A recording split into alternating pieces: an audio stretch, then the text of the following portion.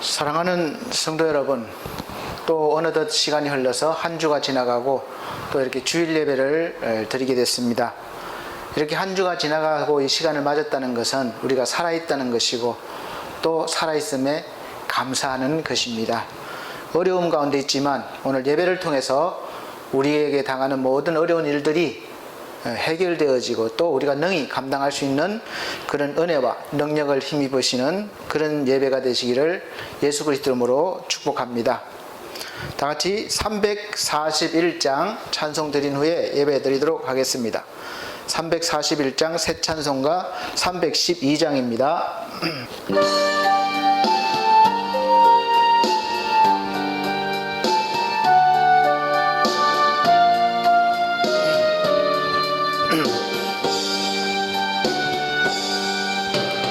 너 하나님께 이끌리어 일평생 주만 바라면 너 어려울 때 힘 주시고 언제나 지켜주시리. 주 크신 사랑 믿는 자 그 반석 위에 서리라. 너 설레는 맘 가다듬고 희망 중 기다리면서 은혜로신 주의 뜻과 사랑에 만족하여라. 우리를 불러주신 주 마음의 소원 나신다. 주 찬양하고 기도하며 내 본분 힘쏟아하라. 주 약속하신 모든 은혜 내게서 이루어지리라. 참되고 의지하는 자 주께서 기억하시리.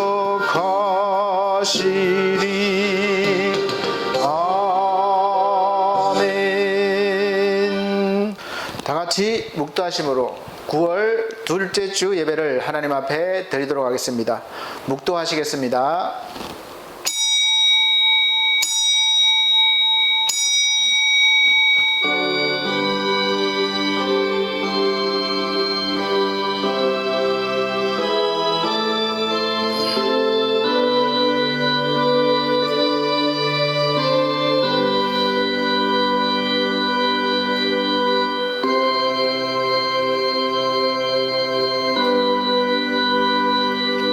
외치는 자의 소리여 가로되 너희는 광야에서 여호와의 길을 예비하라.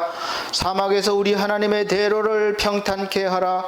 골짜기마다 도두어지며 산마다 작은 산마다 낮아지며 고르지 않은 곳이 평탄케 되며 험한 곳이 평지가 될 것이요 여호와의 영광이 나타나고 모든 육체가 그것을 함께 보리라.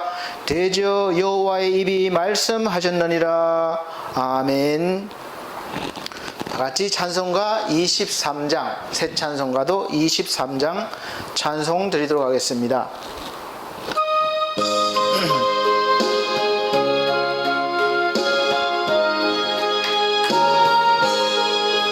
만입이 내게 있으면 그 입 다 가지고 내고 저주시는 종을 늘 찬송하겠네. 내 은혜로신 하나님 날 도와주시고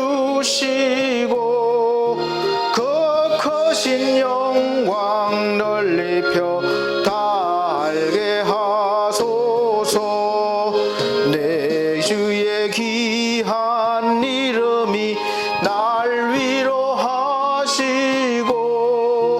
이기의 음악 같으니 참 희락되도다. 내 죄의 권세 깨뜨려 그 결박 푸시고 이추한 마음을 피로써 곧정케 하셨네. 아멘.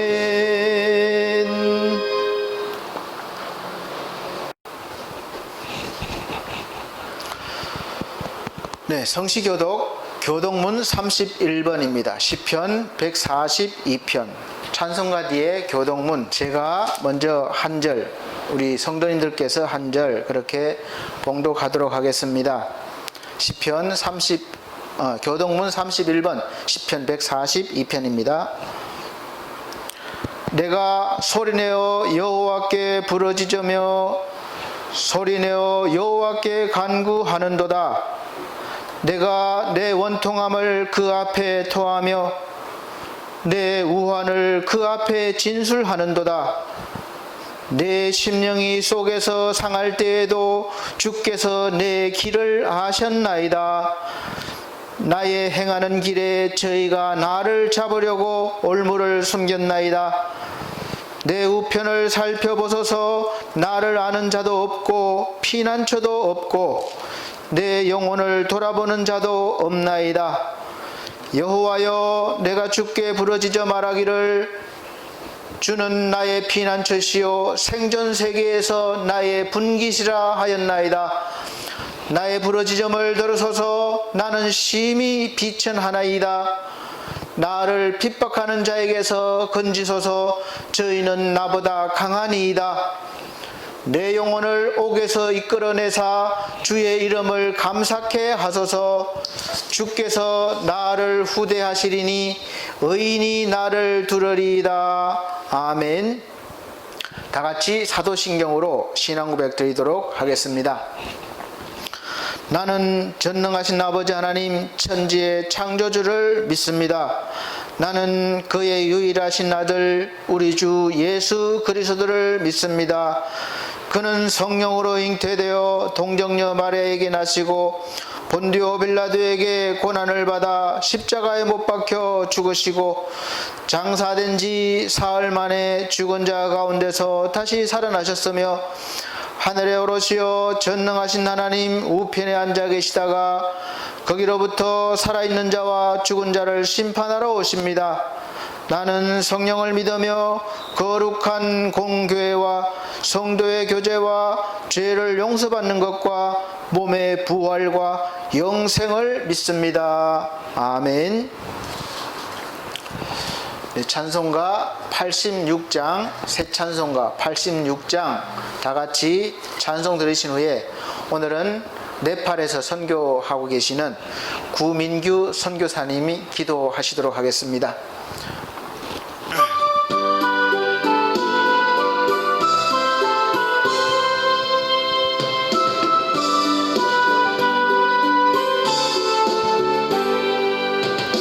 내가 참 의지하는 예수 나의 상처 입은 심령을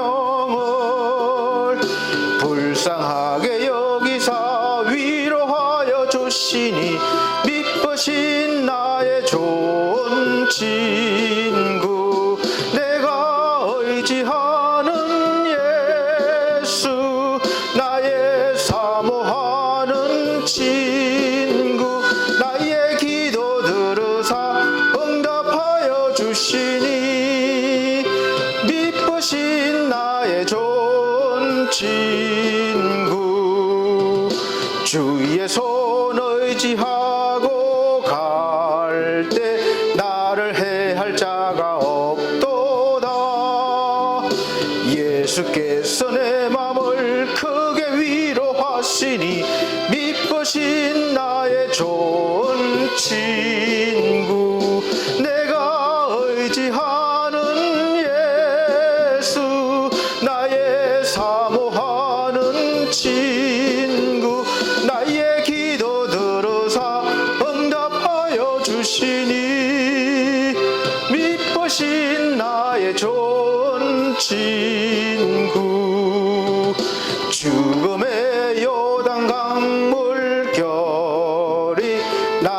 위협하며 흘러도 주가 인도하시니 어찌 두려워하랴. 미쁘신 나의 좋은 친구, 내가 의지하는 예수, 나의 사모하는 친구, 나의 기도 들으사 응답하여 주시니 미쁘신 나의 좋은 친구. 이후에 영구 올라가서 모든 성도들과 다 함께 우리들을 구하신 주를 찬양하리라. 미쁘신 나의 좋은 친구, 내가 의지하는 예수, 나의 사모하는 친구, 나의 기도 들으사 응답하여 주시니 미쁘신 나의 좋은 친구. 아멘. 네, 오늘 예배를 위해 대표 기도하시 해주시는 분은 우리 오래전에 청년 시절부터 티벳으로 선교를 나갔다가 또 그 과정에서 결혼까지 하고 부부가 함께 티벳 선교를 하다가 또 티벳에서 중국으로 옮겼는데 중국에서 추방되어서 이제 들어갈 수가 없게 되어서 한 2년 전에 이제 다시 네팔로 다시 선교하러 나갔습니다. 그 과정에서 또 자녀들도 무려 3명이나 하나님이 축복해 주셔서 아리따운 공주님들이 3명이나 됩니다. 그래서 우리 교회가 선교 작지만 소중한 선교를 하고 있습니다.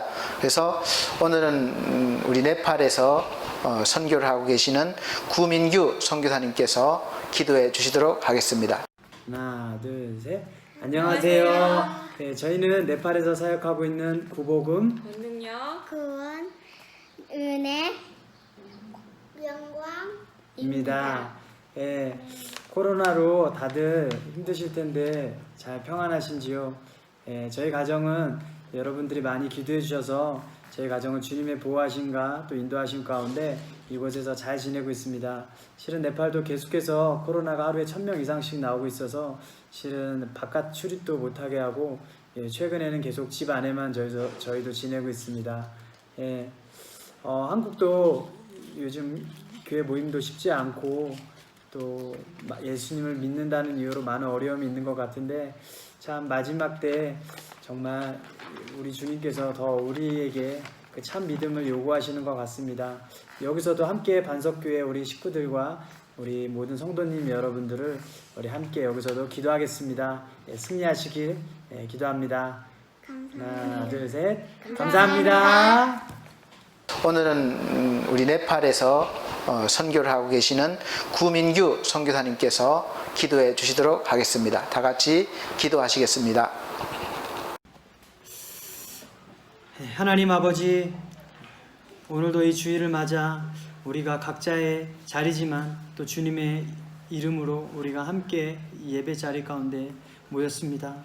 하나님, 온 세상이 코로나 이 바이러스, 이 보이지도 않은 이 작은 바이러스 때문에 하나님 온 세상이 고통하고 신음하며 불안해하고 있습니다. 하나님, 우리는 하늘에 속한 우리는 그리스도인입니다.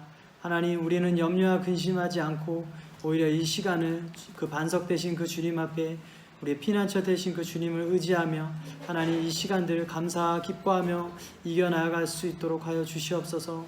하나님, 또 주님, 이 코로나로 인해 많은 이 사회와 또 세상이 어려움 가운데 있습니다. 하나님, 또 중대한 이 시기에 있는데 하나님, 또 이 방역을 위해 힘쓰는 의료진들과 또 하나님 이 사회의 모든 이 정부의 모든 관리자들을 주님께서 사용하여 주셔서 속히 이 한국 땅 가운데 코로나가 사라지게 하여 주시고, 속히 정말 우리가 기다리고 또 하나님 또 다시 정말 소망하는 우리의 일상으로, 그리고 다시 이 교회에 모여 우리가 하나님의 전에 모여 함께 모여 교제하며 예배하며 기도하며 주님의 이름을 높일 수 있기를 주님 기도합니다. 하나님 속히 이 일들을 주님 이루어 주시옵소서. 사랑하는 주님 감사합니다. 우리 반석교회 하나님 우리 성도님 한 분 한 분들을 지켜주시고 하나님께서 보호하여 주셔서 주님 감사합니다. 하나님 정말 마지막 시대 하나님 정말 이 사람들이 자기를 사랑하고 돈을 사랑하고 또 많은 사람들이 사랑에 식어진다고 하였습니다. 하나님 또 많은 이 성도들의 권세가 끊어진다고 말씀해 주셨습니다. 하나님 정말 마지막 시대가 가까울수록 주님 우리가 깨어있게 하여 주시고 정말 우리가 이 세상을 사랑하지 않고 정말 다니엘처럼 그의 친구들처럼 그리 아니하실지라도 그 하나님만 바라보며 하나님 정말 그 마음을 정하여 오직 주님만 따르고 사랑하는 우리 한 사람 한 사람 다 될 수 있도록 하나님께서 축복하여 주시옵소서. 하나님 오늘 우리의 예배를 받아 주시옵소서. 감사하며 예수님의 이름으로 기도드렸습니다. 아멘. 아멘.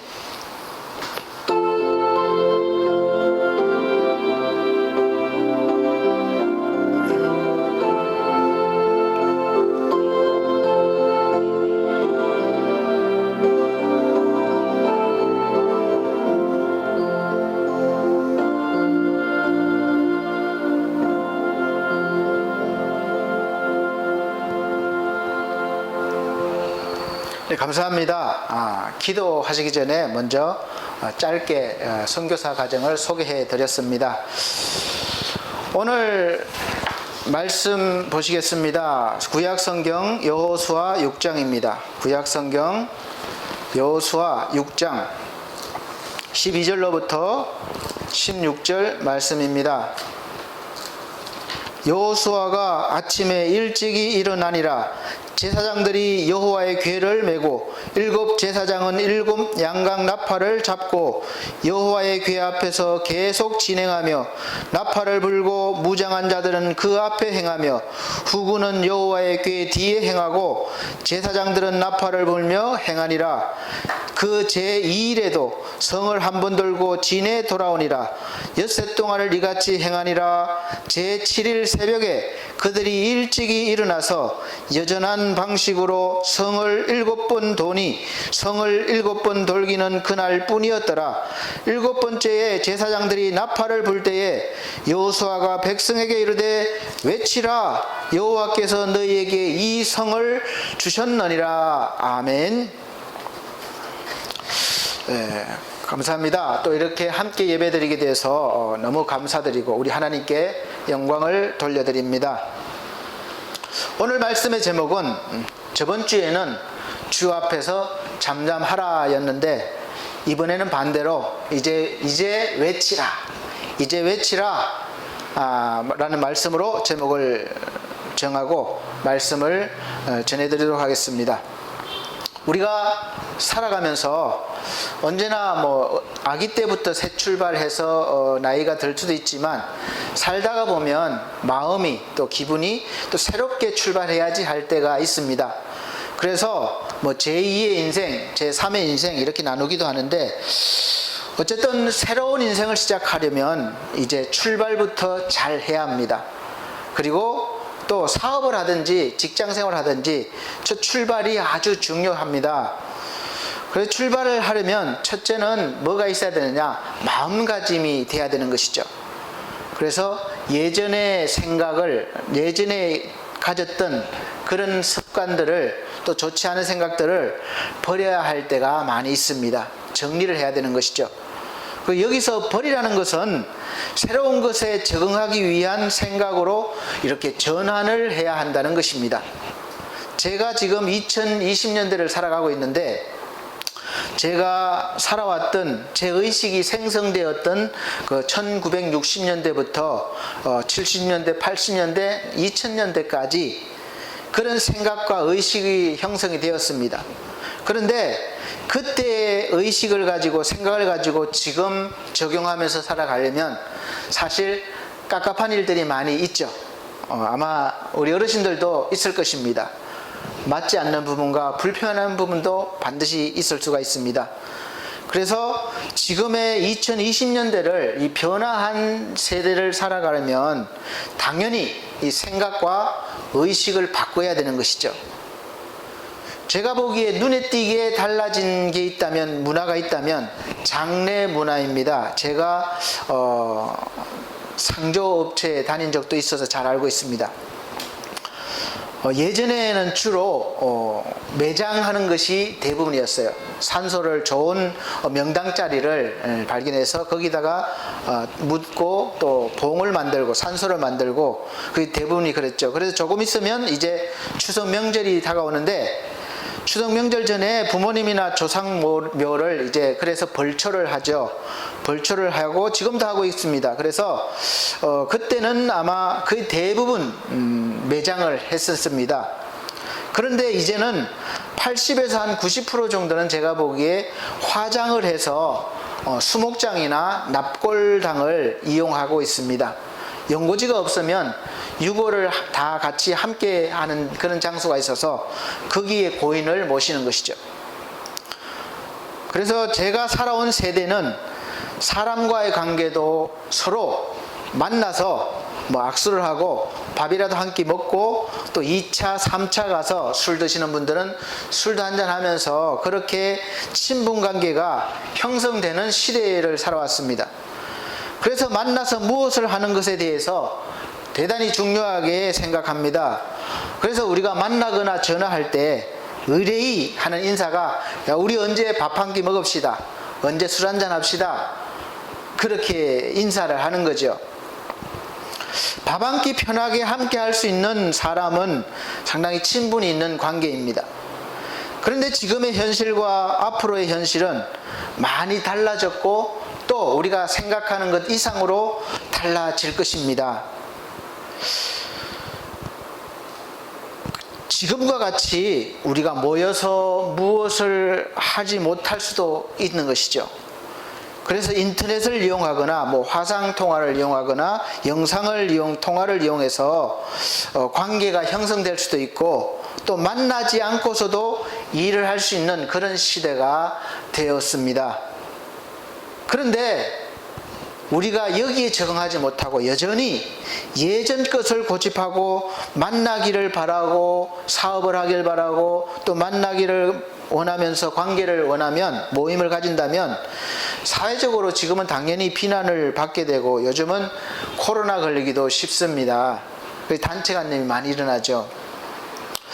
심지어는 올해에는 벌초도 대행사에 맡기거나 최소한의 인원으로 하라고, 그리고 또 추석도 내려가지 말고 왔다 갔다 하지 말고 그냥 선물만 주고받고 마음만 전하라, 이렇게 정부에서 권하고 있을 정도입니다.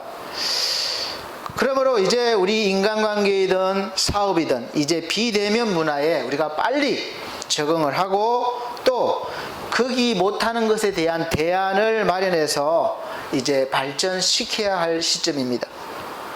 이것은 사회적이고 다른 세상적인 부분뿐만 아니라 우리가 영적으로도 또 교회적으로도 그렇습니다.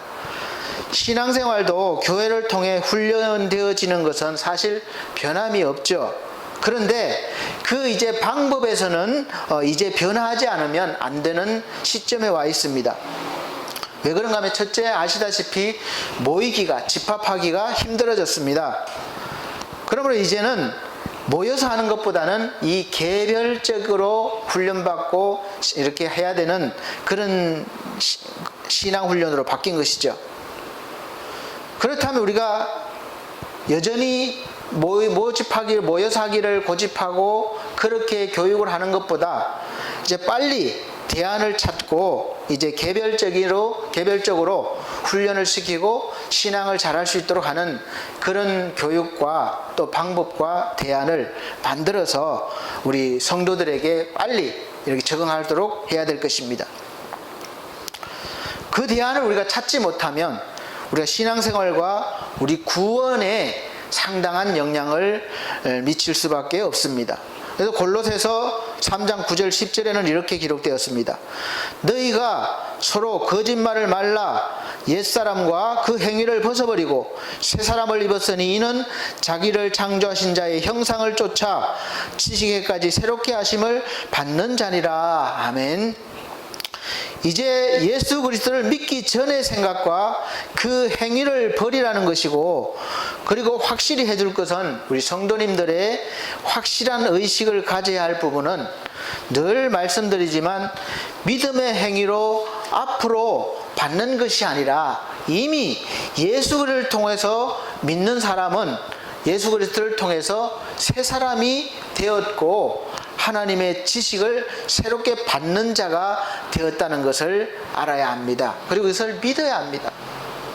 그리고 이 믿음의 출발은 생각부터 바뀌어야 되는 것이죠. 그래서 예전의 생각을 버리고 이제 새로운 지식을 주시는 하나님의 지식을 받아들여서 이렇게 새로운 지식을 쫓아가야 되는, 하나님을 쫓아가야 되는 것입니다. 그 쫓아가는 행위가 바로 신앙생활이고 예배생활입니다.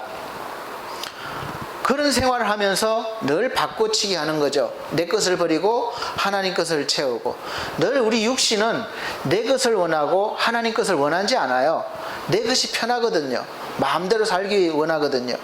하나님이 들어오시면 내 마음대로 살지 못하니까 그것을 거부하는 것입니다.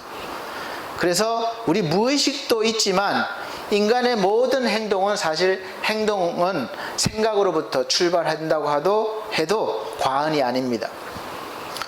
그래서 먼저 외치기 전에 우리가 옛사람, 옛 생각을 벗어버리고 새로운 사람을 입어야 하고, 이제 새 사람이 입는 옷은 예전과 같은 옷을 입지 않아요. 전혀 새로운 옷, 바로 예수 그리스도로 옷 입어야 합니다. 그래서 로마서 13장 12절에서 14절 말씀에 예수 믿기 전에는 어둠의 일을 했었죠. 그래서 어둠의 일을 벗고 빛의 갑옷을 입고 예전처럼 살지 말고 오직 예수 그리스도로 육신의 일을 주 예수 그리스도로 옷 입고 육신의 일을 도모하지 말라, 이렇게 말씀하고 있는 것입니다. 제가 어렸을 때 재미있게 읽은 동화가 거지와 왕자였습니다. 그러니까 거지와 왕자가 신분이 뒤바뀐 거죠. 왕자가 자유롭고 싶어서 왕궁 밖으로 나가서 자기하고 똑같이 생긴 거지를 만났습니다. 그리고 옷을 바꿔 입고 이제 역할을 바꾸기로 합니다. 그래서 왕자는 거지 옷을 입고 자기가 그렇게 원했던 세상 구경을 하고 세상에서 살아가고, 이제 거지로 살던 그 아이는 왕자 옷을 입고 이제 왕궁으로 들어와서 왕자가 된 거예요. 그런데 문제는 그 뒤부터입니다. 왕자는 거지임에도 불구하고 왕자 행세를 하려고 하는 거예요. 명령하고 또 허드렛 일 같은 건 하지도 않고 그렇게 하는 것이고, 또 반대로 이 거지가 왕자가 됐는데 이 거지가 왕자가 된 사람은 모습은 똑같은 왕자고 옷을 입었지만 불안하고 불편한 거예요. 그래서 왕자로서의 노릇을 하지 못합니다. 여전히 거지의 의식과 거지의 행동을 하는 것이죠. 겉모습만 왕자로 바뀌었을 뿐이지 내면은 전혀 바뀌지 않은 거죠. 두 사람 다 마찬가지입니다. 거지가 왕자 옷을 입고 왕궁에서 살면서 여전히 거지의 생각, 거지의 행동을 하면 이것은 아버지인 왕의 체면을 구기는 것이고 왕의 영광을 가리는 것이죠. 마찬가지로 이제 우리 그리스도인도 그것이 연결이 됩니다. 우리가 예전처럼 살면 우리 아버지 되시는 하나님의 영광을 가리게 되는 거예요. 그래서 먼저 하나님 앞에 내가 서서 내 것을 내려놓고 잠잠해야 되는 것이죠. 잠잠하라는 것은 내 것을 내려놓고 버리라는 것입니다. 그리고 그 이후에는 무엇으로 채우느냐? 바로 하나님의 말씀으로 채우고 그 말씀 앞에 순종하는 사람으로 바뀌어야 합니다. 사실 현실에서 하나님 말씀에 순종한다는 것은 쉬운 것 같아도 절대 쉬운 일이 아닙니다. 어쩌면 말씀을 인해서 우리가 무시당하고 또 핍박을 받고 박해를 받기도 하고 또 손해를 당할 수도 있기 때문입니다. 그래서 성경 말씀에도 의를 위하여 핍박을 받는 자가 복이 있다, 이렇게 말씀하신 것은 의를 위해서 살면 우리가 핍박을 받는다는 것이죠. 그럼에도 불구하고 우리는 늘 날마다 매 시간마다 하나님의 말씀 앞에 서 있어야 되고 순종해야 합니다. 이것이 우리에게 주어진 삶이고 또 사명이기도 합니다. 그 대표적인 사건이 이스라엘 백성들이 애굽을 버리고 가나안 땅으로 출발한 사건이라고 볼 수 있습니다. 그리고 그 과정에서 이 생각과 의식이 바뀌어야 되는 거예요. 400년이 넘도록 종으로 살던 그 백성들의 의식과 습관, 행동 이런 모든 것들이 이제 갑자기 자유를 얻었다고 해서 자유한 백성이 된 것이 아닙니다. 하나님의 백성이 된 것이 아니에요. 그들은 여전히 의식은, 생각은 애굽에 살던 종의 그런 모습을 벗어나지 못합니다. 그 바꾸는 훈련의 기간이 광야 40년의 세월입니다. 그 과정에서 우리가 성경을 보면서 이스라엘 백성들이 빠르진 않지만 그래도 믿음의 성장을 이루는 것을 볼 수 있습니다. 물론 하나님의 은혜죠. 처음 큰 장벽인 홍해 바다를 건널 때는 하나님께서 모세를 통해서 이스라엘 백성들이 지켜보는 가운데 가리키기만 해도 바다가 갈라지는 그런 큰 기적을 보게 하셨습니다. 그리고 모든 백성들이 바다가 갈라진 그 길을 지나서 왔습니다. 두 번째, 이제 가나안 땅에 가는 두 번째 큰 장벽인 요단강을 건널 때는 이제 첫 번째와 다르게 모세 혼자 하게 하시지 않고 여호수아 3장 8절 말씀 보면 너는 언약궤를 맨 제사장들에게 명하여 이르기를 너희가 요단 물가에 이르거든 요단에 들어서라 하라. 이렇게 영적인 지도자들이 먼저 앞서게 했습니다. 그것도 먼저 물을 끊어주는 것이 아니라 홍해바다처럼 물을 갈르시는 것이 아니라 제사장들이 언약궤를 베고 먼저 요단 강물을 밟을 때에 그때 물이 끊어지게 해주겠다, 이렇게 약속하신 것입니다. 자, 이제는 믿음의 성장을 이루어야 될 시기가 온 거죠. 흘러넘치는 요단 강물을 얼마 전에 우리가 홍수가 나서 물 흘러가는 거 보셨죠? 그 길을 감히 발로 밟겠습니까?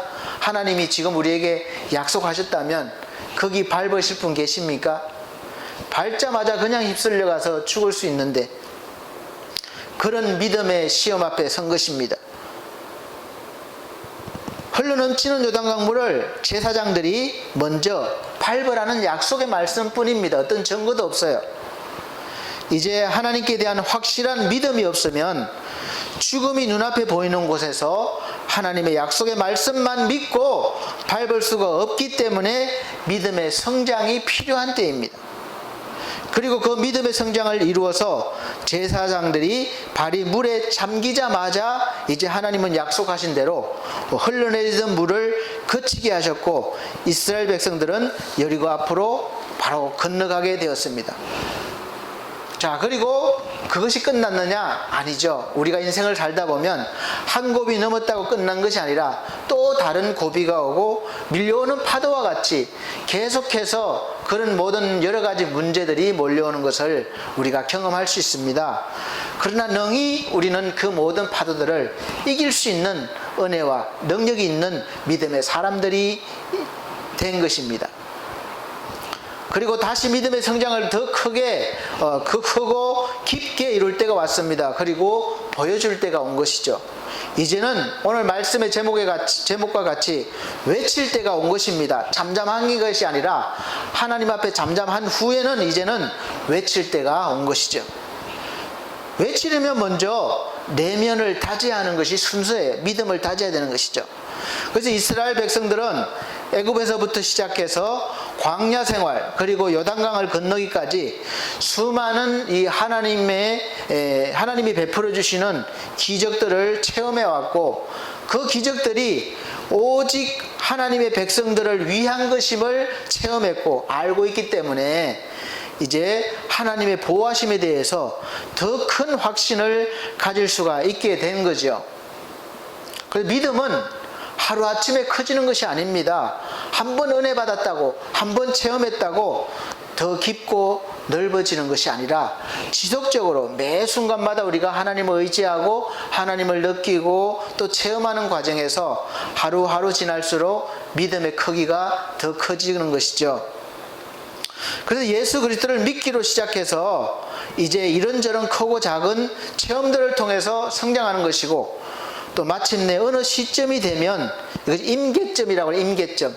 물이 99도까지 끓지 않다가 이제 100도가 되면 막 끓어오르듯이 1도 차인데도 별로 표시가 안 나는 거예요. 김만 나는 거예요. 그래서 믿음도 비슷하다고 볼 수 있습니다. 어느 시점이 되면 장성한 믿음의 사람이 되는 것입니다. 자, 이제 이스라엘 백성들은 다시 큰 장벽 앞에 서게 된 것입니다. 가나안 땅에 들어오기 전에 12지파를 대표해서 정탐을 한 정탐꾼들이 돌아와서 하는 말이 민수기 13장 28절에서 33절 보면, 그 땅 거민은 강하고 성읍은 견고하고 심이 클 뿐 아니라 거기서 아낙 자손을 보았으며, 아낙 자손들은 이 체격이 큽니다. 우리는 스스로 보기에도 메뚜기 같으니 그들의 보기에도 그와 같았을 것이니라, 이렇게 말씀하고 있습니다. 그래서 이 정탐꾼들의 말을 들은 이스라엘 백성들은 통곡을 하면서 정말 좌절한 그런 좋지 않은 기억들이 있습니다.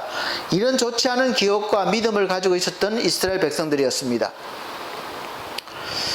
그들은 현실 앞에 두려움 못 떨었죠. 그랬던 그들이 하나님의 인도하심과 도우심을 체험하면서 점점 확신과 자신감이 생긴 거죠. 이제 드디어 마지막 장벽인, 큰 장벽인 여리고 성이 그들을 가로막고 그들 앞에 나타난 것입니다. 이제 이들은 하나님의 말씀에 순종할 믿음이 생긴 것이죠. 그렇게 큰 문제 앞에서도 두려워하지 않습니다. 드디어 넘어서야 할 문제 앞에서 내 것을 다 내려놓고 하나님의 말씀을 듣고 순종할 때가 이제 온 것이죠. 이스라엘 백성들을 가로막고 있는 여리고 성과 거기에 있는 군사들은 이스라엘 백성의 힘으로는 도저히 돌파하기도 이기기도 힘든 그런 어림도 없는 그런 성입니다. 광야 생활을 했던 이스라엘 백성들이 이 큰 성을 함락시킬 무기도 또 군사훈련도 지략도 부족한 상태죠. 그래서 전적으로 지금까지 보여주신 하나님을 의지할 수밖에 없고, 또 하나님의 말씀에 순종할 수밖에 없는 그런 단계입니다. 어쩌면 그런 믿음까지도 하나님이 주시는 것이죠.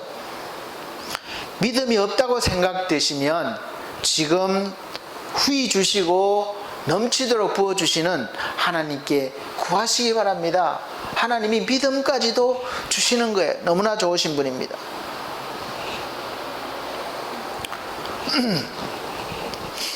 이스라엘 백성들에게 주어진 명령은 복잡한 게 아니었습니다. 단순했어요. 칼과 창을 가지고 많이 준비하고 군사작전을 잘 세우라는 것도 아니고, 주위 힘이 센 우방국들에 가서 잘 청해서 도움을 청하라는 것도 아니었습니다. 누구나가 다 볼 수 있는 방법이지만 사실 말도 안 되는 그런 말씀을 하시고 순종하게 하셨어요. 그것은 우리 여러분들도 아시다시피 전쟁을 하는 것이 아니라 그 여리고성을 7번 돌고, 하루에 한 번씩 7번 돌고 제7일에는 무려 하루에 7번 더 돌라는 거예요. 그래서 하루에 한 바퀴 돌고 7일째는 7번을 더 돌아라. 그렇게 한 다음에 제사장들이 양각 나팔을 길게 불면 신호하면 이스라엘 백성들이 다 함께 큰 소리로 외쳐 부르라, 이렇게 말씀하셨습니다. 그리고 중요한 것은 항상 먼저 이 제사장들이 하나님의 언약궤 앞에서 행하는 것이고, 나팔을 불기 전까지는 아무도 외치지 말고 말도 하지 말라는 거예요. 조용히 잠잠하라는 겁니다. 사랑하는 성도 여러분, 이 장면을 한번 곰곰이 생각해 보세요. 이런 일이 가능하겠습니까? 순종하실 수 있겠습니까? 우리가 교회를 운영하는 데 있어서 크든 작든 어떤 큰 일을 하려고 할 때에 여기서 저기서 서로 자기의 옳은 소견을 내면서 교회가 시끄러워지고 또 그렇게 분쟁이 일어나게 마련입니다.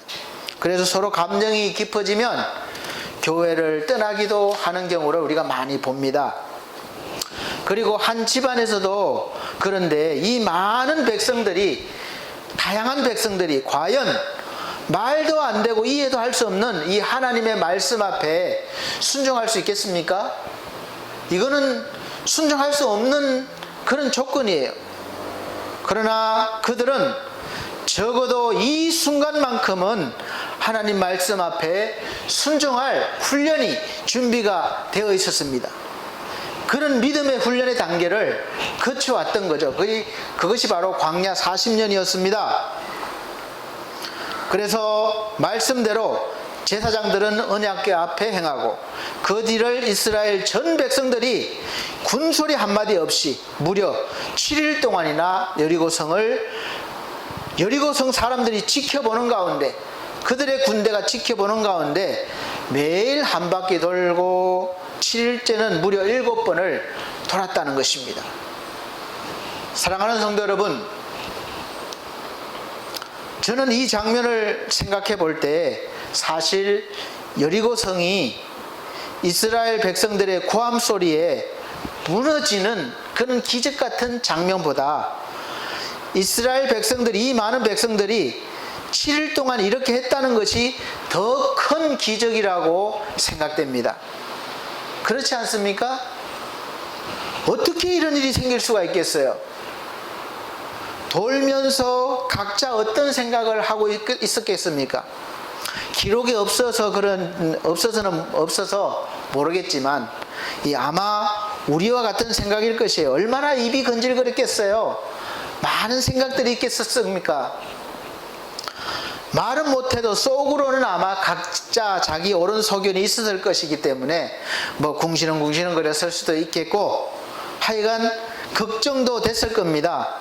자기들이 돌고 있는데 이 여리고성에 갑자기 문이 열리고 군대들이 쏟아져 나와서 자기들을 죽이면 어떻게 합니까? 불안하지 않겠습니까? 다 죽을 수밖에 없잖아요. 그래서 각자 생각과 할 말이 얼마나 많았겠습니까? 그럼에도 불구하고 이 장면에서는 모두가 이 하나님의 약속의 말씀을 확실하게 믿고 보호하심을 믿었기 때문에 잠잠하고 말씀에 순종해서 하나로 되었던 것이죠. 종합적으로 살펴봤을 때 이렇게 말도 안 되는 불합리하고 어려운 조건에도 불구하고 하나님께서는 이 이스라엘 백성들을 통해서 하나님이 살아계심을 나타내셨고 또 전쟁에서 승리케 하시는 분이심을 확실하게 보여주셨습니다. 할렐루야. 얼마나 감사합니까? 이제 다른 민족들이 이스라엘 백성들을 바라보는 시각과 생각이 완전히 바뀌어져 있음을 볼 수 있습니다. 하나님의 작품이죠. 애굽을 탈출한 후에 이스라엘 행적을 들은 이방 사람들이 어떠했는지 성경은 이렇게 기록하고 있습니다. 여호수아 5장 1절 말씀에 보면 요단 서편의 아모리 사람의 모든 왕과 해변의 가나안 사람의 모든 왕이 여호와께서 요단물을 이스라엘 자손들 앞에서 말리시고 우리를 건네셨음을 듣고 마음이 녹았고 이스라엘 자손들의 연고로 정신을 잃었더라. 아멘. 얼마나 놀랍고 정신이 혼미했겠습니까? 이스라엘들이 지나온 특별히 요단강물을 걷는 그 기적 같은 일을 보고 얼마나 두렵고 정신이 혼미했는지 모릅니다. 그랬으니 여리고성 안에 있을 때 이스라엘 백성이 도는 모습을 보고 감히 나가서 전쟁을 할 마음이 안 생겼겠죠. 세상적으로 눈으로 보기에는 몇 배, 몇 수십 배, 10배나 더 많은 것을 가졌고 더 강한 것을 가졌다 할지라도 하나님께서 이 하나님의 백성들을 인도하시고 돌보시는 그런 것들을 볼 때 그들은 간담이 선을 했던 것입니다. 정신을 잃을 정도가 된 것이죠. 사랑하는 성도 여러분, 우리가 그런 존재입니다. 세상 사람들의 간담을 서늘케 하고 정신을 잃게 만드는 그런 존재가 된 거예요. 이것이 바로 하나님의 백성입니다. 그리고 내가 뭘 잘해서가 아니라 그런 일들은 우리가 하나님 앞에 잠잠히 서 있고 하나님의 말씀을 듣고 순종하고 외칠 때 그러한 일들이 일어나는 것입니다. 이 장면은 어느 한 부분에서만 있는 것이 해당되는 것이 아니라 우리가 살아가는 인생 전 분야에 해당되는 말씀이고 그런 사건이신 줄 믿으시기 바랍니다. 그러므로 세상을 향하여 두려워하지 마시길 바랍니다. 앞으로 다가올 이 세대, 변화무쌍한 이 세상을, 이 현실을 어떻게 우리가 헤쳐나갈까 고민하지 마시고 걱정하지 마시기 바랍니다. 지금 내 손에 쥐고 있는 이 무기가, 내 실력이, 내 능력이 너무 연약할지라도 우리에게 하나님의 언약궤가 있고 앞서가는 믿음의 제사장들이 있으므로 이럴 때일수록 그 뒤를 우리가 잠잠히 따르면 되는 것입니다. 이 믿음의 제사장들이 누구입니까? 첫째는 눈에 보이는 레위 지파였습니다. 지금의 목사들이죠. 물론 지금 신약 시대이고 베드로전서 2장 9절 말씀에 너희는 택하신 족속이요 왕 같은 제사장들이요 거룩한 나라요 하나님께 소유된 백성이라 말씀하셨습니다. 예수 그리스도를 통해서 이제 제사장들만 나갈 수 있는 그런 자리에 우리가 누구나가 나갈 수 있다는 의미에서 제사장들이 된 것이라고 할 수 있죠. 그러나 여전히 직분적으로는 눈에 보이는 제사장의 역할을 지금 목사들이 하고 있고 또 그 제사장들을 이끄시는 대제사장은 바로 누구냐? 우리 주 예수 그리스도이심을 믿으시기 바랍니다. 그래서 히브리서 3장 1절 말씀에 그러므로 함께 하늘의 부르심을 입은 거룩한 형제들아 우리의 믿는 도리의 사도시며 대제사장이신 예수를 깊이 생각하라 이렇게 하신 말씀처럼 예전이나 지금이나 예수 그리스도는 우리가 따라가야 할 영원한 대제사장이신 줄 믿으시기 바랍니다. 그래서 그 뒤를 따르면 아무리 강하고 견고한 여리고성 같은 군대가 있는 그런 현실일지라도 우리가 믿음으로 순종하고 외칠 때 무너지고 길이 열리게 되고 거기에서 취하는 모든 전리품은 우리의 기쁨이 될 것입니다. 열매가 될 것입니다. 이 역사적인 사건을 통해서 오늘 우리가 무엇을 깨닫고 배워야 할까요? 먼저 하나님 말씀 앞에 나는 잠잠해져야 하는 것이고 우리는 잠잠해져야 하는 것이고 하나님의 말씀에 순종한 다음에는 이제 그 명령에 행동하는 것입니다. 하루에 한 번 또 7일엔 7번 즉 하나님의 때가 될 때까지 완전한 때가 될 때까지 그렇게 돌아야 되는 것입니다. 그리고 때가 되면 외치는 것이죠. 현실에서도 이런 일들이 나타날 수 있습니다. 상식적으로는 지금 이 상황을 벗어나기 위해서 내가 지금 뭔가를 해야 된다고 생각을 해요. 당연하죠. 왜 당연합니까? 그것이 지금까지 내가 살아온 방식이고 경험이고 상식이기 때문에 그렇습니다. 그래서 우리는 하나님의 말씀에 순종하지 못할 때가 더 많이 있는 거예요. 내 것이 앞서기 때문에. 하나님의 말씀은 전혀 현실적이지 않을 때가 많거든요. 순종하지 않는다는 것은 하나님의 은혜와 능력을 맛보지 못하고 신앙생활을 하고 있는 것입니다. 이 광야 생활에서 불순종해서 하나님이 약속한 가나안 땅을 누리지 못하는 앞선 세대들과 같은 그런 백성들이 된 것입니다. 그래서 우리가 세상을 향하여 외치기 전에 먼저 내 의식과 생각을 버리고 새로운 하나님의 지식으로 채워져야 하고 훈련되어져야 하는 것입니다. 새로운 지식을 채우는 일은 쉬운 일이 아니에요. 그렇다고 어려운 일도 아닙니다. 먼저 중요한 것은 하나님의 말씀을 가까이 하는 것은 내가 하는 일이고 또 하나님께서 내 지식을 하나님의 말씀으로 채워주시는 것은 하나님이 하시는 일입니다. 그래서 우선 내 쪽에서 먼저 해야 할 일은 하나님의 말씀 앞에 나가고 하나님의 말씀을 가까이 대하고 듣고 읽고 묵상하는 일입니다. 적용하는 일이죠. 그러면 나머지는 하나님이 다 하시는 것입니다. 감동을 주시고 깨닫게 해주시고 기적을 일으켜 주시고 여리고 성읍 무너뜨려지고, 그리고 우리가 외치면 우리가 맡고 있는 것이 아무리 크고 강한 그런 문제일지라도 하나님께서는 다 무너뜨려 주시는 것이죠. 그들의 간담을 서늘케 하심을 믿으시길 바랍니다. 그러므로 사랑하는 성도 여러분, 하나님 앞에 잠잠히 서셨으면, 그 자세가 됐으면, 그 믿음이 됐으면 이제 말씀을 들으세요. 들으면 나에게 하나님의 말씀이 들어옵니다. 하나가 되는 것이죠. 그것이 순종하는 거예요.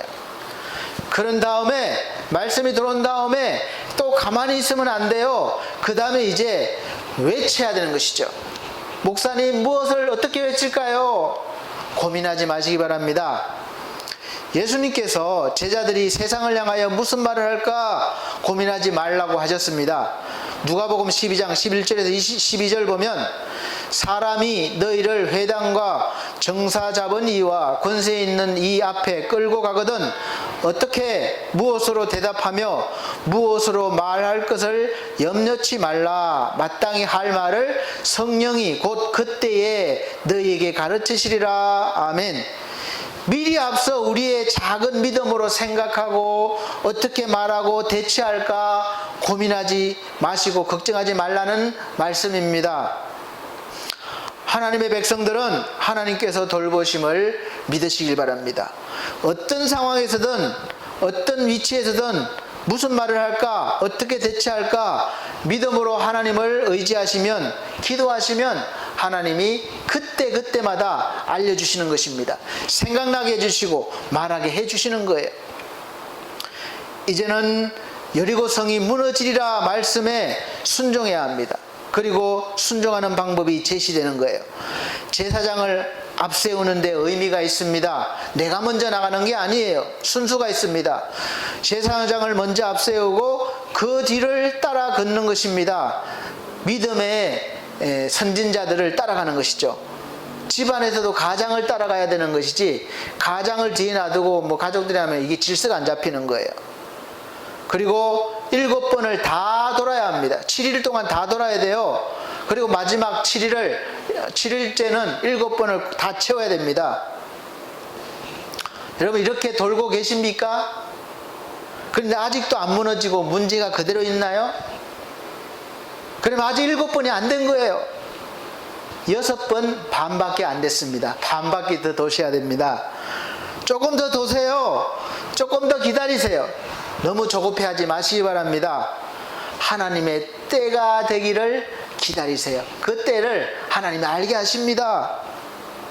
여러분이 지금까지 기도하시면서 잠잠하셨다면 이제 그 외칠 시점, 하나님의 때 임계점에 도달한 것일 수도 있습니다. 기대하시기 바라요. 곧 물이 끓어오르듯이 여러분들이 바라고 원하시는 기도하는 것들이 여러분의 눈앞에 확 나타날 것입니다.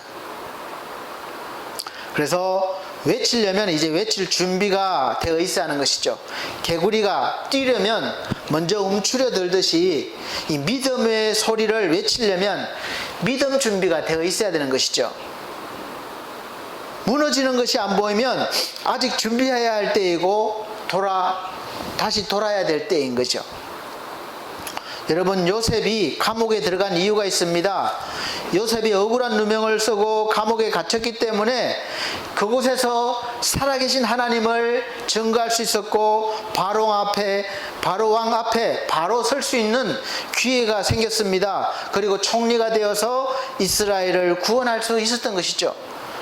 종으로 팔려왔던 그 어린 소년이 어떻게 감히 그 세계 최고의 왕 애굽 왕 앞에 설 수 있겠습니까?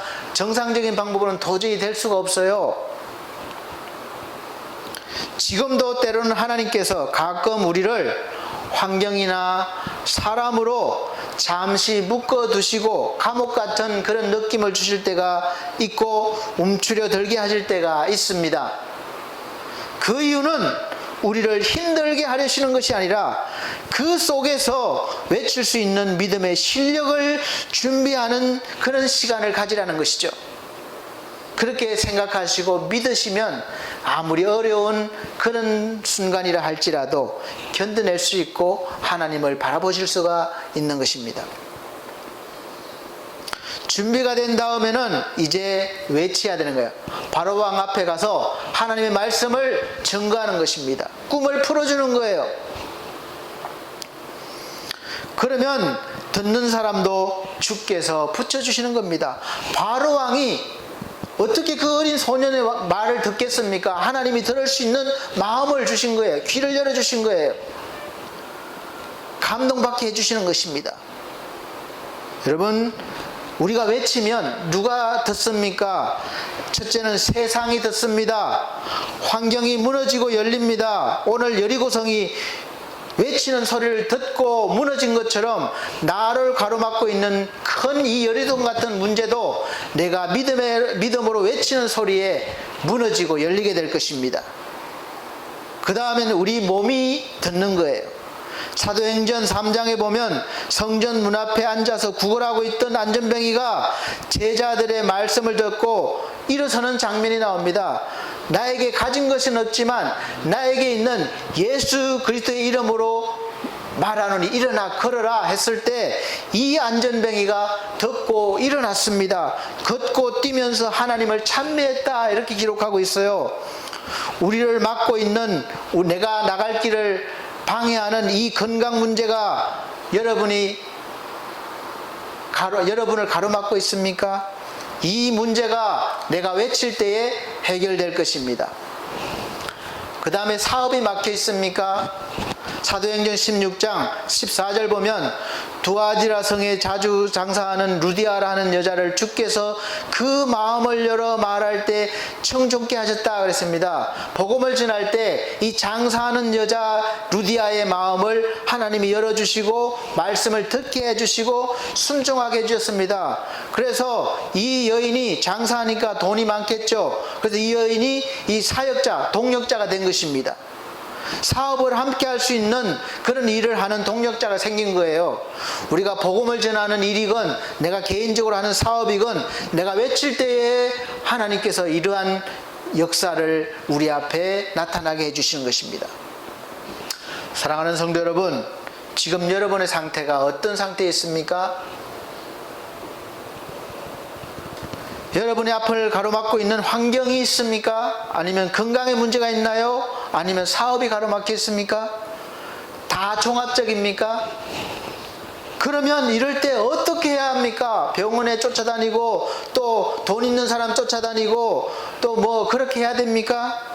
그러기 전에 먼저 하나님 앞에 잠잠히 서라는 것입니다. 그리고 그 다음에는 하나님의 말씀을 듣고 채우라는 거예요. 그리고 준비가 됐으면, 마음에 확신이 섰으면 이제는 외치라는 것이죠.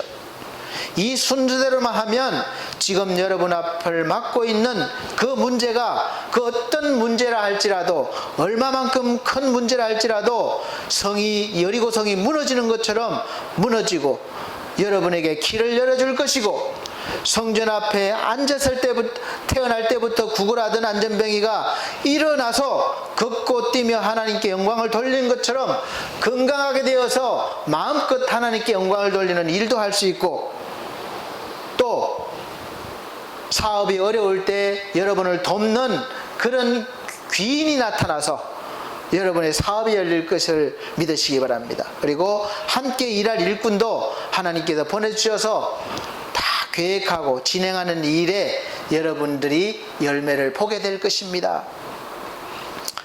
이러한 기적 같은 일들이 여러분이 믿음으로 하루하루를 사실 때 여러분의 삶의 일상처럼 막 일어나기를, 나타나기를 예수 그리스도 이름으로 축복합니다. 기도하겠습니다. 하나님 감사합니다. 우리를 가로막고 있는 환경적인 문제와 이 육신의 문제와 또 사업적인 문제와 그 모든 문제들이 이제 우리가 먼저 하나님 말씀 앞에 서고 또 말씀을 듣고 내가 믿음의 준비가 되어서 예수 그리스도의 이름으로 외칠 때에 무너지고 열려지고 회복되어지는 놀라운 일들이 일어나게 하여 주옵소서. 이제 우리가 믿음의 사람으로 확실한 믿음을 가지고 살아갈 수 있게 하여 주시옵소서. 특별히 지금은 믿음을 발휘할 때입니다. 주여 도와주셔서 믿음의 빛을 발하게 하여 주시옵소서. 감사드리며 예수 그리스도 이름으로 기도함나이다. 아멘.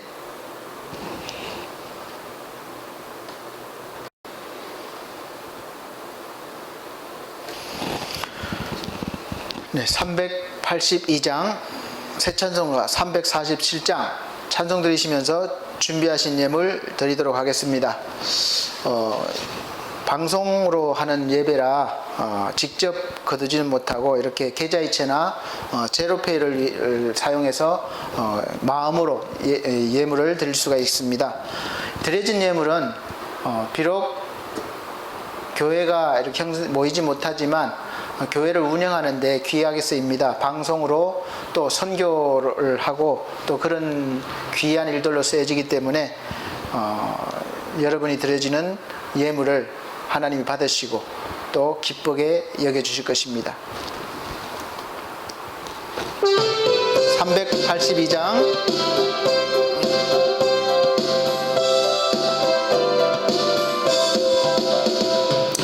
허락하신 새 땅에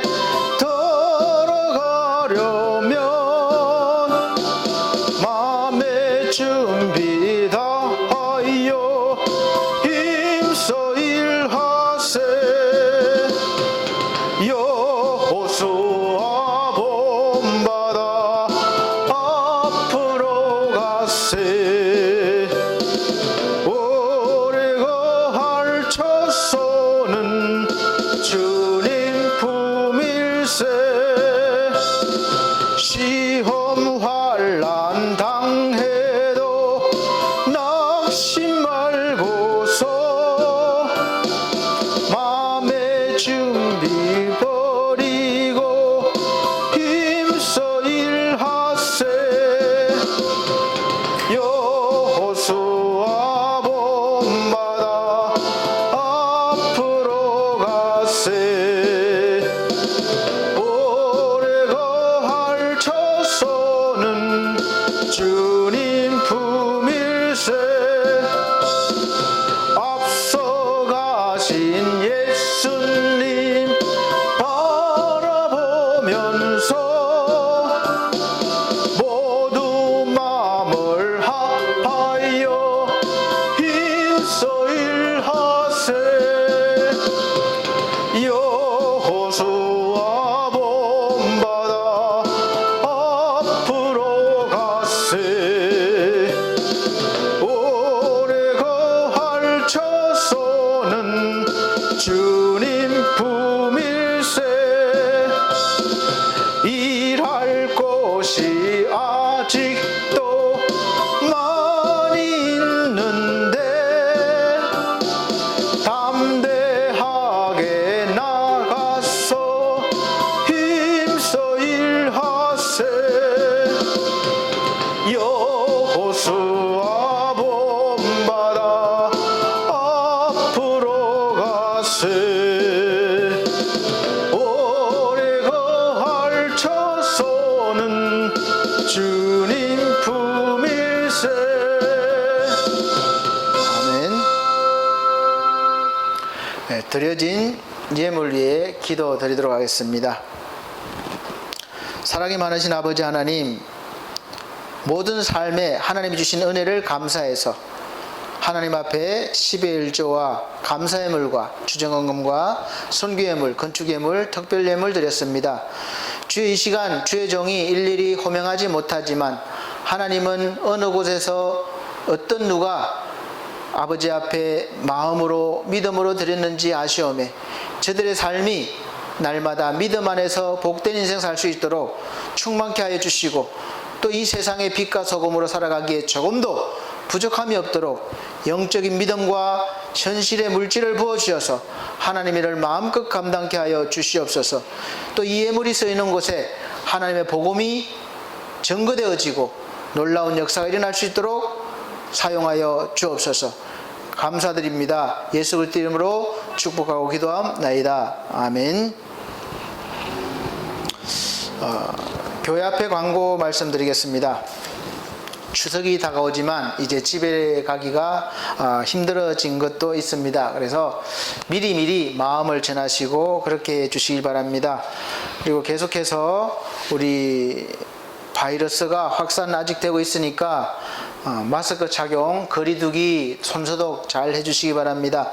모임 또 금지해 주시고 불편하시더라도 잠잠해질 때까지 잘 따라주시기를 바랍니다. 그리고 주일날 오전 11시에는 집합 예배가 금지되어 있어서 이렇게 영상을 통한 예배를 드리니까 꼭 기억하시고 같은 시간대에 이왕이면 함께 어디에 계시든지 예배를 드리도록 훈련하시고 또 습관도 들여주시기를 바랍니다.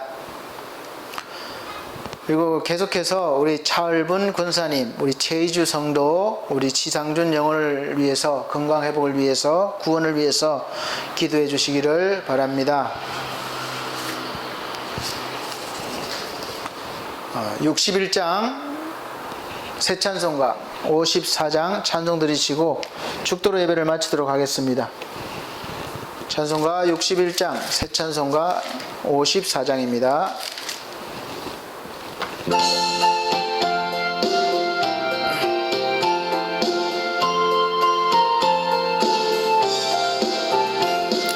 주여 복을 비옵나니 편히 가게 하시고 사람마다 주 은혜로 이기도록 하시고 광야 같은 세상에서 항상 인도하소서.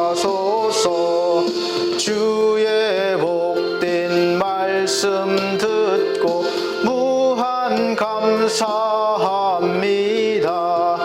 구원받은 주의 성도 열매 맺게 하시며 하나님이 우리 함께 항상 계시옵소서. 아멘.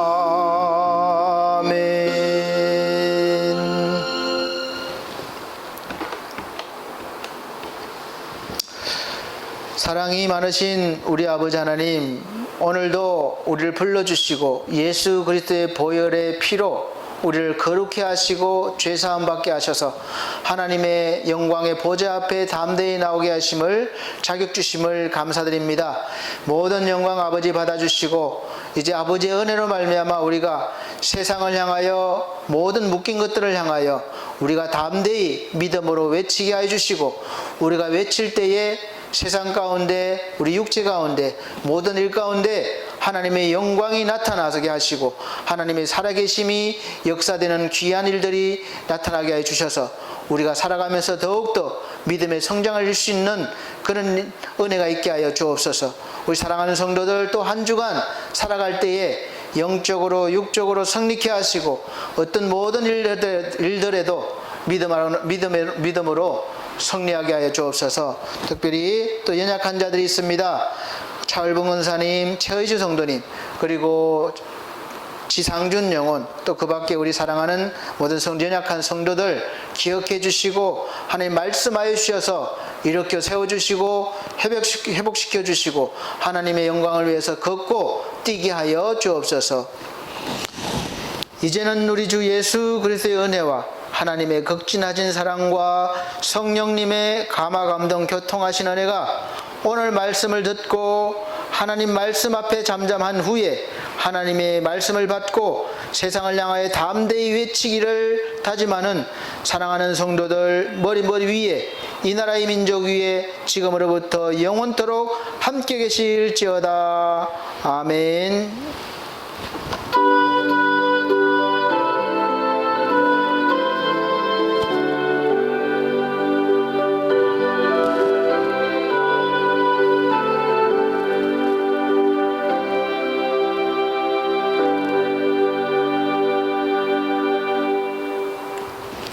하나님께 영광 돌립니다. 감사합니다.